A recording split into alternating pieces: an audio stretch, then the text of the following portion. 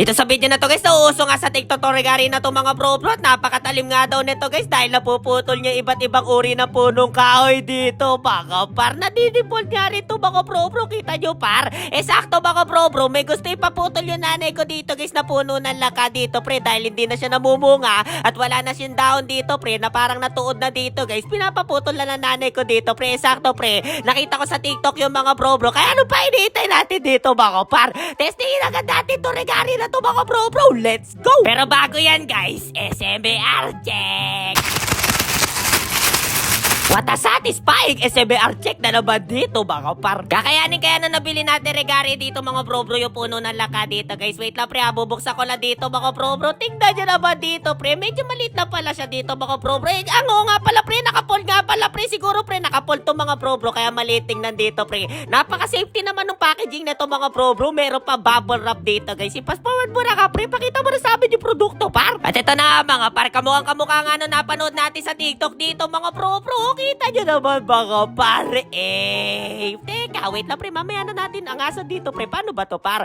May pindutan dito sa taas dito mga bro para maiangat mo par Napaka-angas. Tignan nyo naman pre. Tara pre, simulan na agad natin putulin yung puno ng laka dito guys. Let's go. Ito na guys, the moment of truth dito mga bro. Titignan natin dito pre kung mabilis niya ba talaga mapuputol dito mga bro yung puno ng laka dito guys. Gamit yung lagari na to mga par. Titingnan mong ganito yung langka dito mga bro kahit wala ng dahon dito sa kabunga guys, napakakunat pa rin dito mga bro medyo nagtagal nga ako dito pre, nagigigil lang ako nga karigari dito mga bro kaso guys medyo mahirap talaga dito pre, kaya pumosisyon na lang ako ng malupit dito mga bro. Ay teka, wait lang pre, gagi pre, natatapa ako nga pala halaman ng nanay ko dito mga bro kapag di mabalas ka nga naman pre, lipat ulit tayo ng pwesto dito mga bro pasensya na guys ha, medyo kupot pala tayo doon mga bro yari ako sa nanay ko dito guys, hindi ko pala napansin dito mga bro natatatapakan ko na yung mga halaman dyan dito mga pa. Medyo mahirap regariin guys angat nga natin dito mga bro mukhang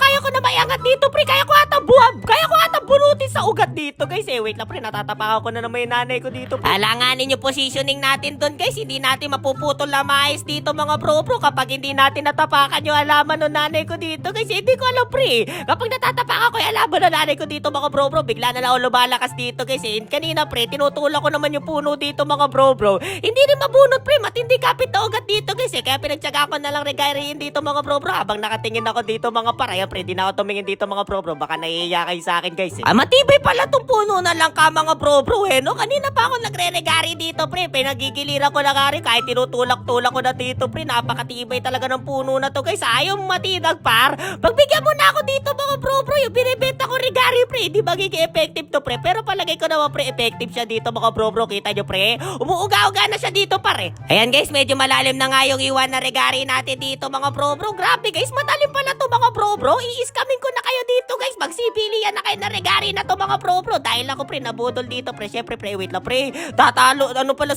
tatama dito sa puno ng atis guys, alanganin mga bro wait lang pre, ito lang natin sa kabila dito mga bro alanganin guys bapo tatamaan yung atis natin pre, may mga bunga na yung mga bro mas lalo tayong yari sa nanay natin dito pre kapag tinamaan yung atis na yun pre. Ayan pre, medyo putol na siya dito mga bro medyo hindi nga lang talaga maiwasan na pre, na madama yung mga daon ng sanga dito ng atis mga bro pero okay lang yan pre. Gusto nyo ba pre, tumikim tayo na magmukbang tayo na atis pre. Ayan pre, kita nyo pre, maganda yung pagkakaputol no regari na to mga bro grabe guys, tingnan nyo naman par napakatalas. So yun nga mga par, grabe nga yung hingal ko sa pagputol no puno ng langka na to mga bro gamit yung regaring nabili ko dito sa TikTok mga par. Grabe guys, nakakapagod mga bro pero worth it yung pagod guys, kaya maraming salamat sa pagsama sa walang kwenta natin content ngayong araw mga par. Yun lang, bye bye. Okay pala to pre no?